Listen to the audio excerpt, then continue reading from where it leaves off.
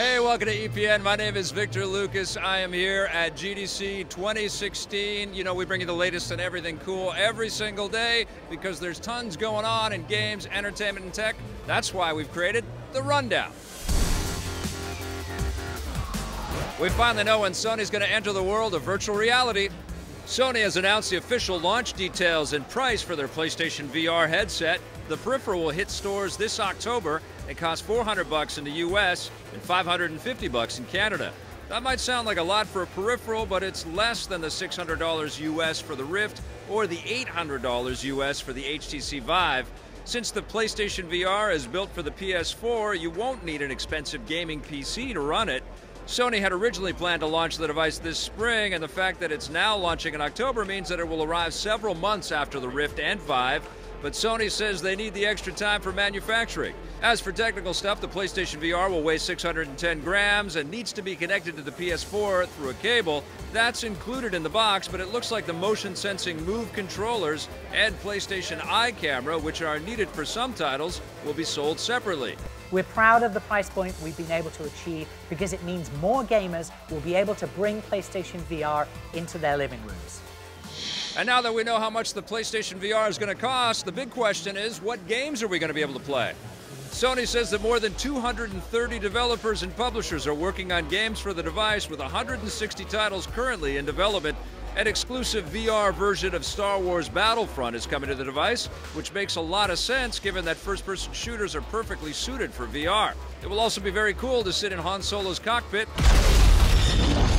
Other confirmed titles include the space dogfighting game Eve Valkyrie, the rail shooter Rez Infinite, the Until Dawn spin-off Rush of Blood, and Double Fine's Psychonauts in the Rhombus of Ruin.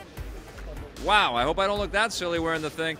The PlayStation VR will also have a cinematic mode, allowing you to play non-VR games on a jumbo-sized screen, or at least it will look jumbo-sized to you. Industry insiders think that virtual reality is the future of entertainment, but they've been wrong before, so there's no guarantee that it will actually catch on. It will be very interesting to see if general consumers jump in. And the Xbox One and PlayStation 4 might be a step closer to jumping into bed with each other. Earlier this week, Microsoft revealed that they hope to extend the Xbox One's cross-platform multiplayer from the PC to other game consoles, which would obviously include the PlayStation 4. Now, Sony has responded, sort of. Speaking with GameSpot, a Sony representative said that they would be happy to have the conversation with any publishers or developers who are interested in cross-platform play. They didn't exactly say if they're going to work with Microsoft, so that seems like a non-committal response. We hope that Sony and Microsoft do make this a reality. Cross-platform multiplayer between the PS4 and Xbox One would be awesome, allowing PS4 owners to play games with their friends on the Xbox One and vice versa. Fingers crossed that it happens. We found out yesterday that Harrison Ford is returning as Indiana Jones, but Disney wants a new face for his other iconic role. New casting rumors have come in for the Han Solo prequel movie. According to The Hollywood Reporter, Disney recently tested several young actors to play a younger version of the scruffy-looking nerf herder. The shortlist includes Hail Caesar's Alden Ehrenreich, Transformers 4 newcomer Jack Rayner, and Kingsman's Taron Egerton. There's no guarantee that any of those actors will get the part, and Disney might end up going with relatively unknown actors like they did with The Force Awakens. The Han solo film is being directed by the Lego Movie's Phil Lord and Chris Miller and will chronicle the early life of our favorite smuggler in the years before the first Star Wars movie. It hits theaters in 2018. Disney's fifth Indiana Jones adventure, which will star Harrison Ford, comes out in 2019.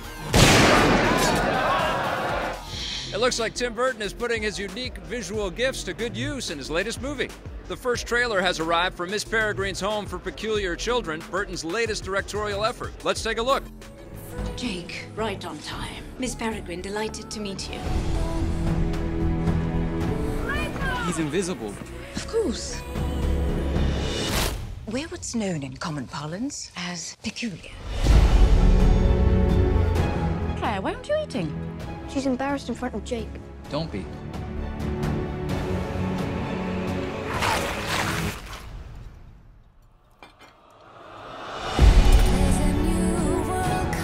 Because our abilities don't fit in the outside world, we live in places like this, where no one can find us. Jake, come and sleigh. I knew you were one of us when you were born. It's time for you to learn what you can do. But I'm just ordinary. No, you're not. You were born to protect us. Promise me one thing. Look after them, Jake. I promise. There's a new world coming. Yeah, it reminds us of the X-Men movies, too. Eva Green plays the titular Miss Peregrine, who runs a special school for gifted youngsters with superhuman abilities. When a seemingly normal kid played by Asa Butterfield is brought to the school, he discovers that only he could keep the children safe from terrifying monsters out to get them. Judging by the trailer, it looks like Burton is going for a blend of his more serious movies like Big Fish and Ed Wood, combined with his more commercial ones like Alice in Wonderland and Sleepy Hollow. Shockingly, Johnny Depp and HBC are nowhere to be found. Miss Peregrine's Home for Peculiar Children will enroll audiences this September. StarCraft II is getting a little stealthy later this month. Blizzard Entertainment has announced that the Nova Covert Ops expansion for the game will begin rolling out on March 29th. That's when the first of 3 mission packs will arrive, with the other 2 slated to follow in the coming months. Nova Covert Ops is all about stealth. It will introduce new mechanics to the RTS gameplay with a new story focusing on the badass ghost covert operative Nova Terra. 3 missions will be included in all 3 packs, which means that there will be 9 new missions in total. The best part is that Nova Covert Ops is a standalone expansion, so you won't need to buy StarCraft II in order to play. It costs $15. That's it for today's rundown. We'll be back with a brand new one tomorrow. Thanks for watching. Hey, thanks for checking out that video on our EPN channel. It's just one small part of the things that we make around here. So if you liked it, don't forget to check out some of our other vids and hit that subscribe button.